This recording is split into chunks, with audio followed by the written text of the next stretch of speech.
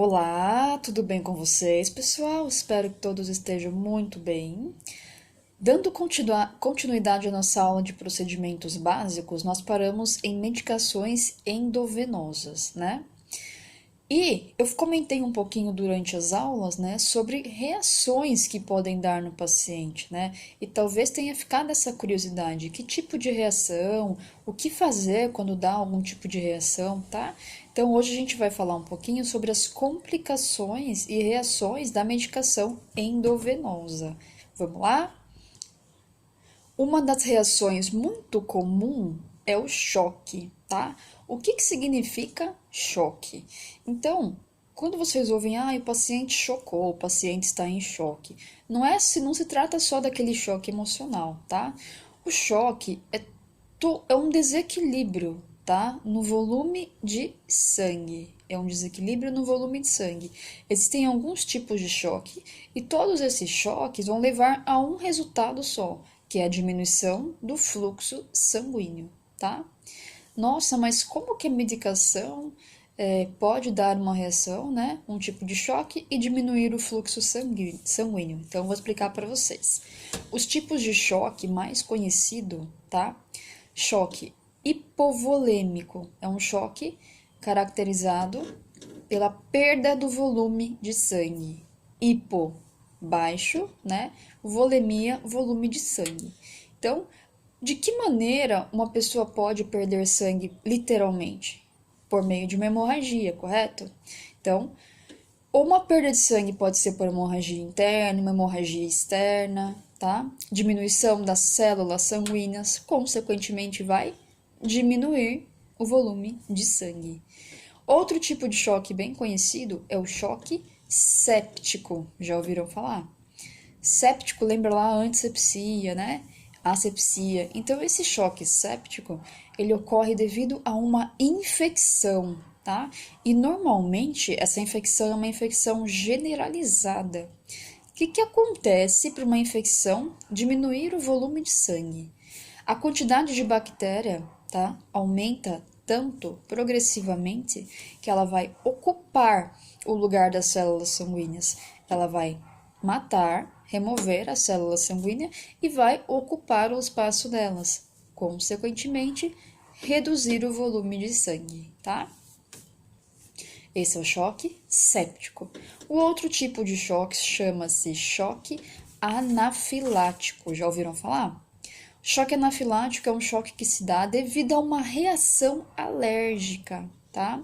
Alergia ao quê? A uma medicação, a um alimento, uma alergia a um efeito de anestesia, a um cosmético, tá? Então, qualquer reação de hipersensibilidade que a pessoa apresente a qualquer componente, seja um alimento, um produto de limpeza, um cosmético, medicação, tá?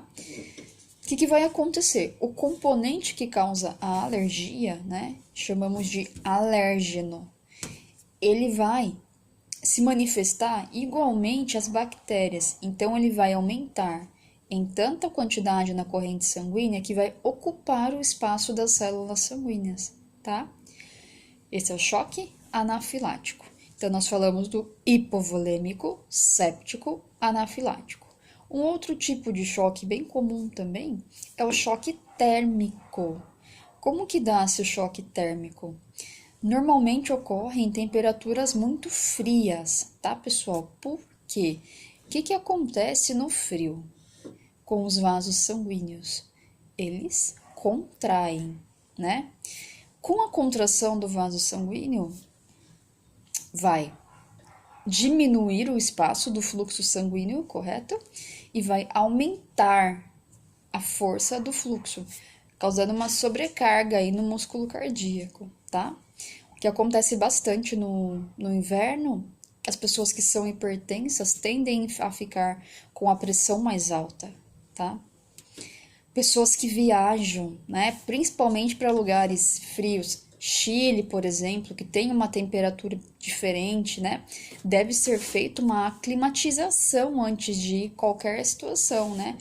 Exemplo, jogadores de futebol quando vão jogar na Argentina, Chile, que é uma temperatura diferente daqui, o que acontece?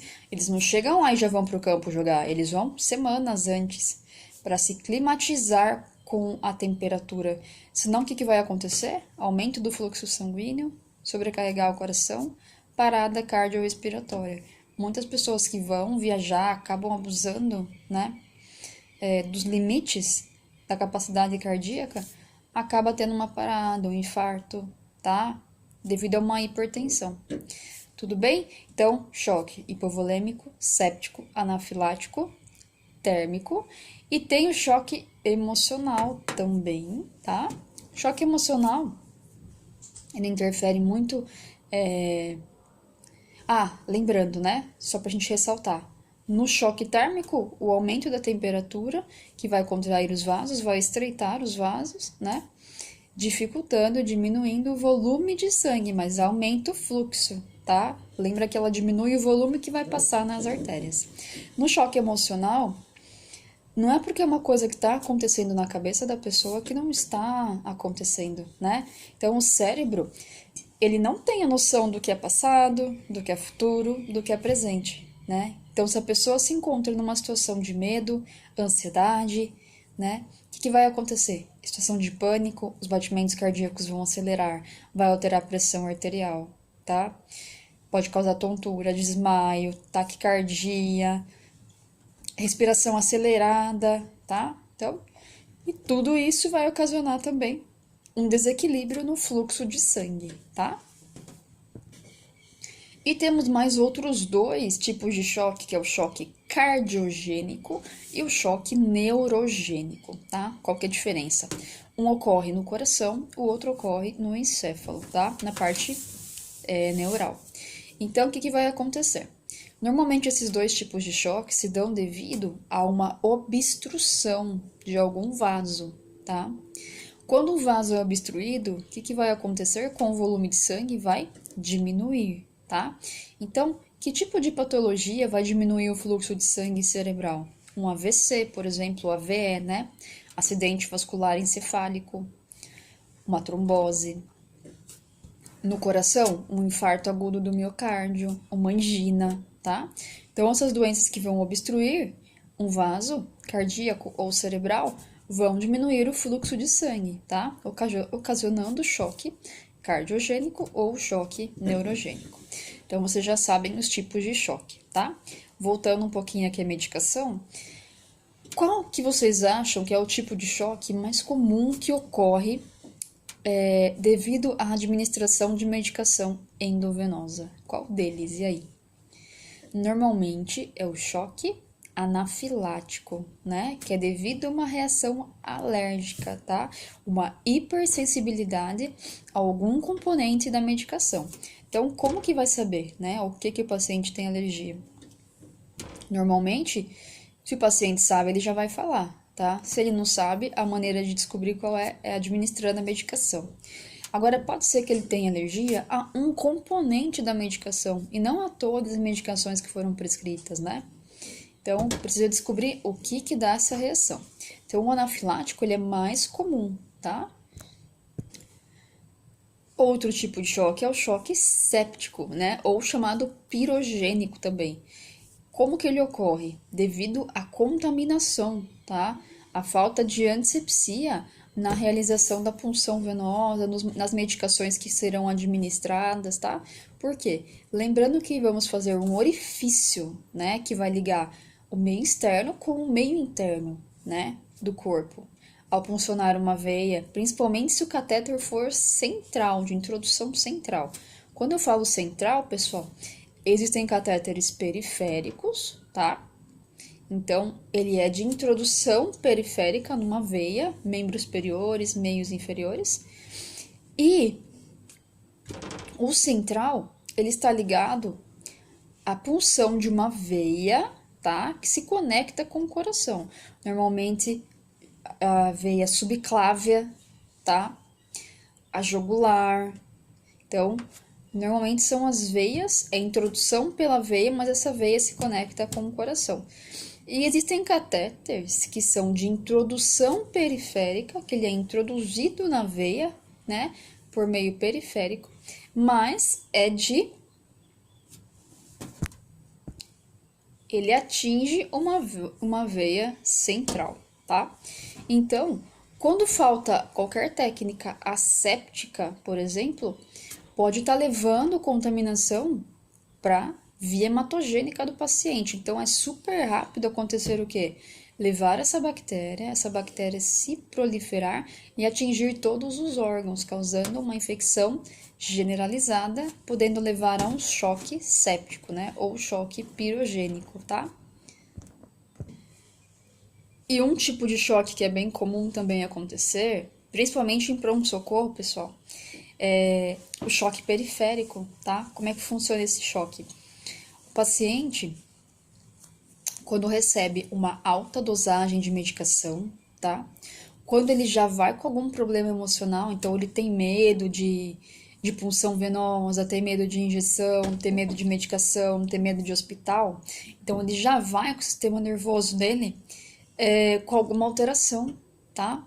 Então, qualquer estímulo periférico, ou seja, no momento da punção venosa, pode ocorrer algum distúrbio neural, tá? No momento da punção, manda um estímulo para o sistema nervoso central e esse estímulo vai causar reações como desmaio, tá? Vômito, convulsão. Então, tem várias situações que podem acontecer. Medicação rápida também. Então, quando vocês administram medicação, pode ser no conta-gota, com a gota muito rápida, tá? Causa uma euforia no paciente, uma tontura, ou quando administra a mesma medicação em bolos muito rápida na veia. Então, medicação, pessoal, se não é emergência, sempre é lento, tá? Para poder observar se o paciente vai ter alguma reação e não causar nenhum tipo de choque no paciente. Os principais sinais e sintomas, tá, do choque, pessoal, é palidez, tá? Como vai diminuir o volume sanguíneo? Vai ficar pálido, a boca fica branca, tá, pessoal? Pode causar lipotimia, que é o desmaio, tremor, convulsão, euforia, ansiedade, cianose de lábios, cianose de extremidades, né? Dedo das mãos, dedo dos pés, tá bom? Então, essa primeira reação são os choques. E o que vocês vão fazer aí se der algum tipo de reação com relação ao choque, né? Então, é muito importante o paciente estar posicionado, tá? Então, sentado ou deitado. Se o paciente desmaiar, pessoal, uma opção bem rápida que vocês podem fazer até o médico se aproximar, né? Que pode ajudar na reanimação, tá? Normalmente o paciente desmaia porque deu uma hipotensão, uma diminuição da pressão arterial. Então vocês podem deitá-lo e elevar os membros inferiores, tá? Deixar bem elevado. Pode até segurar, ficar segurando por uns 5 minutinhos ali, ou apoiar em almofada, mas tem que deixar mais elevado do que o nível do corpo. Então tá aqui, ó, deixar mais elevado os membros inferiores do que o nível do corpo, tá? Aí vai estimular o fluxo sanguíneo para o centro, tá? Então é uma opção bem usual. Se o paciente convulsionar, posiciona o paciente, né? Protegendo a cabeça, impedindo que ele caia, tá? Não precisa colocar dedo na boca do paciente, senão vocês vão perder o dedo, porque ele pode morder, travar durante a convulsão, tá? Não se preocupem porque a língua não enrola, tá? Isso não existe. O que acontece é uma queda de língua, tá? Então, durante a convulsão, até mesmo quando a gente dorme, né, que a língua cai lá para trás e acaba obstruindo a passagem de ar, né? Então, a língua não vai enrolar, tá, pessoal? Fiquem tranquilos, não vão colocar o dedo que vocês perdem o dedo. Pode ofertar oxigenoterapia durante a convulsão. Se for administrar alguma medicação, normalmente será intramuscular, tá? Não endovenosa, a não ser que o paciente já esteja com acesso. Porque puncionar um paciente quando está convulsionando não é uma boa ideia. Por quê? Vocês podem se contaminar, né? As convulsões, elas dão tremores, espasmos musculares. Então, na hora da punção, vocês podem se perfurar, se contaminar, tá?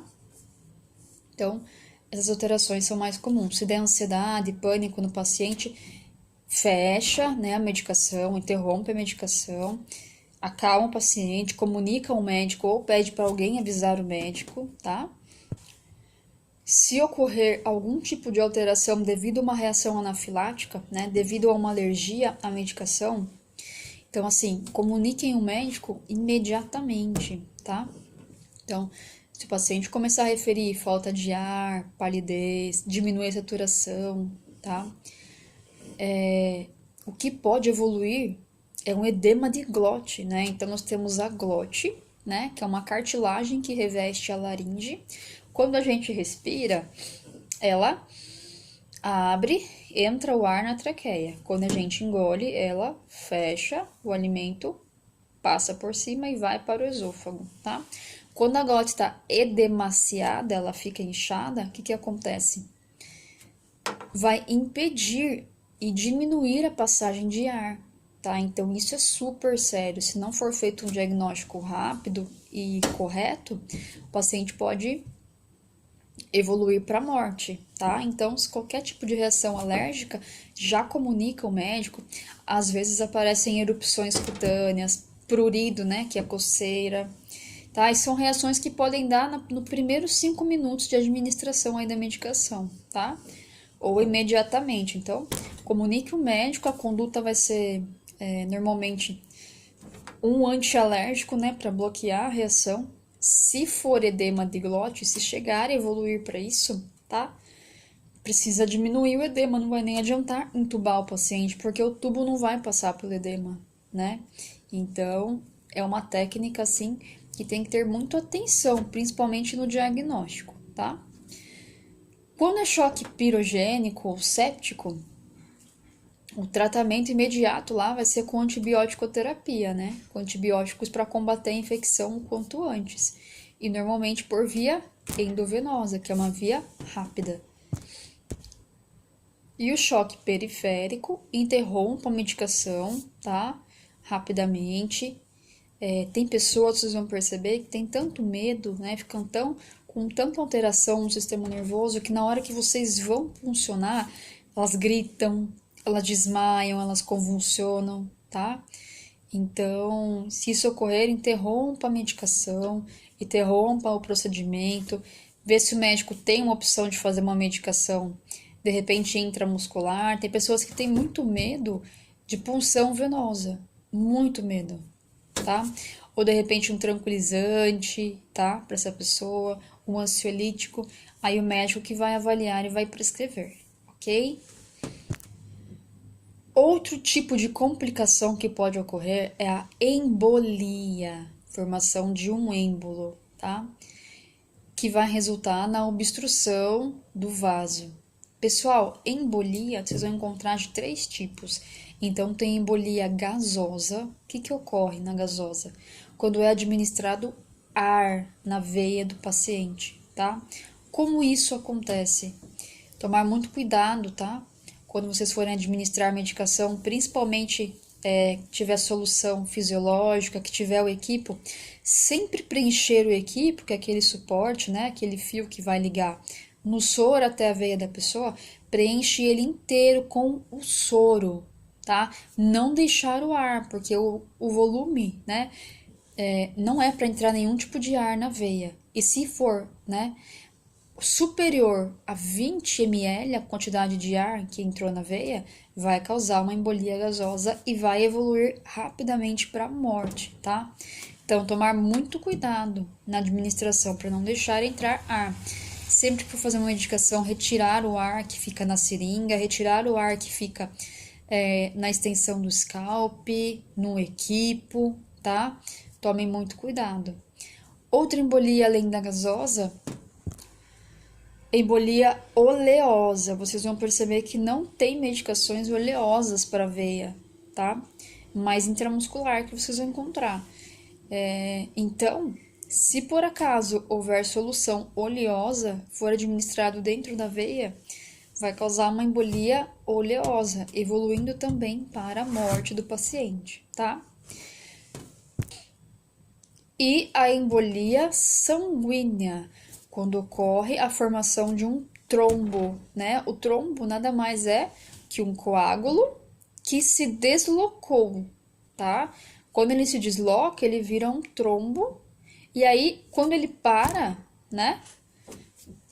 Fica obstruindo a passagem de sangue, vai obstruir um vaso, uma artéria, ele vira um êmbolo, né? Aí se dá uma embolia sanguínea. Todas as embolias evoluem para morte muito rápida, tá? Então, normalmente, vocês não vão conseguir perceber algum sinal e sintoma, tá? A evolução é fatal. Então, se ocorrer algum tipo de embolia, normalmente o paciente morre. A menos pior seria a sanguínea, que dá tempo de tentar fazer alguma coisa ainda. A gasosa e a embolia oleosa não tem o que fazer, tá?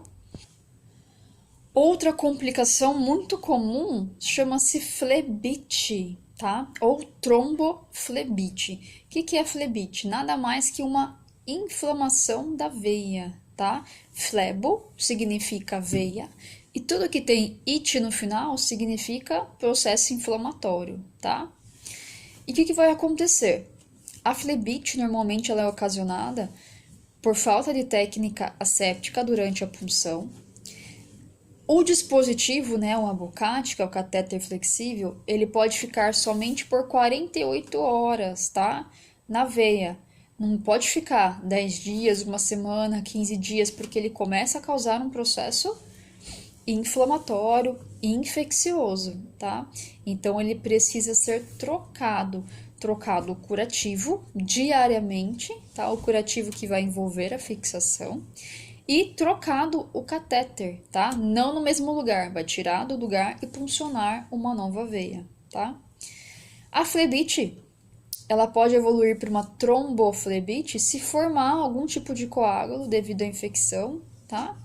E esse coágulo se desprender e for para a corrente sanguínea.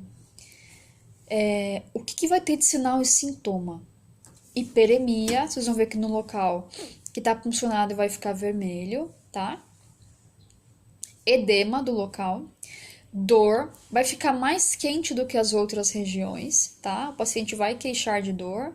Então, esses são os principais sinais e sintomas. E pode haver perda de sensibilidade no local também, tá? Outra complicação que pode acontecer é a esclerose. O que é isso? É o enrijecimento da veia. E por que ocorre esse enrijecimento? Devido a aplicações frequentes sempre no mesmo local, na mesma veia, tá? Principalmente se for soluções hipertônicas, tá? E aí o que vai acontecer? Essa veia enrijecida, ela perde a elasticidade. Então, se toda vez que for funcionar, pegar sempre na mesma veia, tá? Pode correr esse risco aí de esclerose. Outra complicação também é o hematoma, tá, pessoal? O hematoma, ele ocorre quando tem extravasamento de sangue, tá? Devido a um rompimento de um vaso.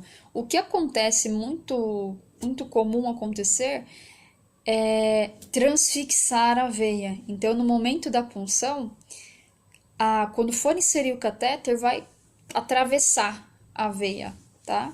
Aí o sangue vai extravasar para a pele, tá? Aí, o que vai acontecer? Primeiro sinal e sintoma vai ficar roxo, tá?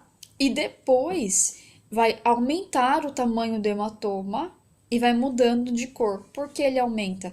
Porque o sangue precisa se espalhar para ser absorvido, tá? Se ele ficar no mesmo lugar, vai demorar mais a absorção e o hematoma vai demorar mais para sumir. Então ele aumenta de tamanho, ele vai precisar se espalhar e vai mudando a coloração. Vocês vão perceber que do roxo ele vai evoluir para um esverdeado, amarelo, esverdeado, até sumir completamente, tá?